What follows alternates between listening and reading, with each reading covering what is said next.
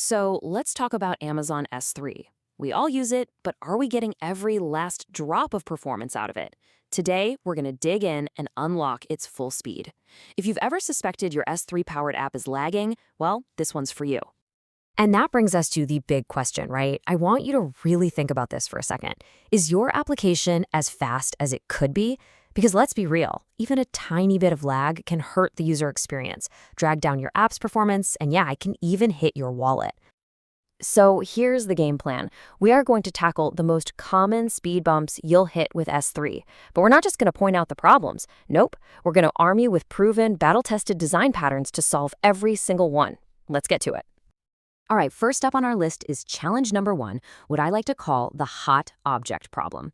You know, this is what happens when your content gets a little too popular, and it's all about using smart caching to handle that sudden burst of fame. This is what we call a working set bottleneck. Just picture it. You've got this small handful of objects. Maybe it's a viral video, a popular image, a key config file, and it's just getting hammered with GET requests over and over. That creates a traffic jam, which means higher latency and, you guessed it, higher costs. So how do we fix this traffic jam? Simple. We put a cache in front of S3.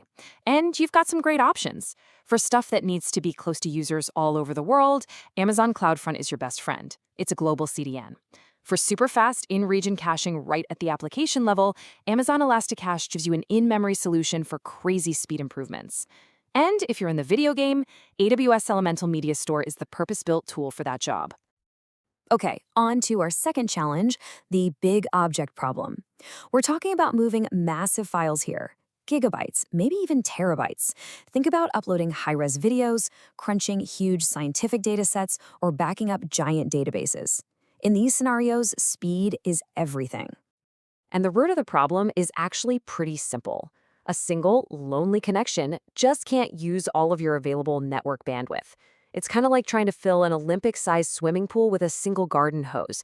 You're just leaving so much potential on the table, and that creates a major throughput bottleneck. The solution? We go parallel.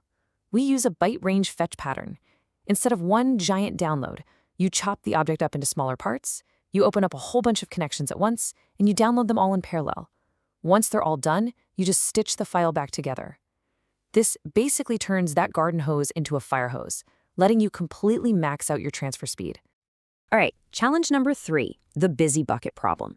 You know, this is one of those good problems to have, because it usually means your application is a hit. But that success can lead to a massive number of requests, and you might start getting throttled by S3. And here is a magic number I want you to remember, 5,500.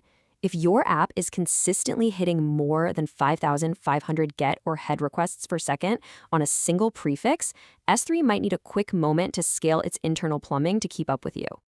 And when that happens, you might start seeing these HTTP 503 slowdown responses. Now, don't panic. This is not a hard error. Think of it as a signal. It's S3's way of saying, whoa, I see your new request rate is super high. I'm on it. Just give me a second to optimize for it. It's just a temporary thing while S3 scales up for you in the background. This slide shows you a brilliant way to help S3 scale even faster. See on the left? All those requests are hitting the same log/prefix, creating a hotspot. But on the right, by adding a randomized hash to the front of the key, you're spreading those requests out across tons of different prefixes. This distribution is absolutely key. It helps S3 partition the load way more effectively. So, what's the playbook when you get a 503? First, and most importantly, use the AWS SDKs. They have automatic retry logic with exponential backoff built right in. If you're not using one, you absolutely need to implement that logic yourself. Think of it like politely knocking on the door. If no one answers, you wait a second, then knock again. Then you wait a little longer and a little longer after that. You also got to monitor your 5x errors in CloudWatch, and if you can, try to ramp up your traffic gradually instead of all at once. Let's move on to our fourth challenge, and this one is governed by the actual laws of physics. We are talking about the faraway user problem and how we can beat geographic latency. So what is geographic latency? It's really just the delay caused by the physical distance that data has to travel. If your user is sitting in Europe and your S3 bucket is in, say, Oregon, that data has to travel across an ocean and back. Every single millisecond of that trip adds up. and it can make your application feel really slow and sluggish. This slide lays out the problem and the solutions perfectly. On the left, we've got our high latency scenario. So what can we do? Well, you've got two main plays. First, if your compute is also in AWS, co-locate it. Run your EC2 instances in the very same region as your S3 bucket. Second, for users who need to transfer data across continents, you got to use S3 Transfer Acceleration. It uses the massive AWS Global Edge Network to find the absolute fastest path to your S3 bucket. Phew, okay, we have covered a lot of ground. So let's wrap this all up and distill it down into your S3 Performance Toolkit. These are the key takeaways that you can apply to just about any application you're building. Let's run through your performance checklist. First, and this is non-negotiable, you must always measure. You can't fix what you can't see, so watch your network throughput, your CPU, and especially those 503 errors. Second, always think horizontally. Use multiple concurrent connections to blow past those single-thread bottlenecks.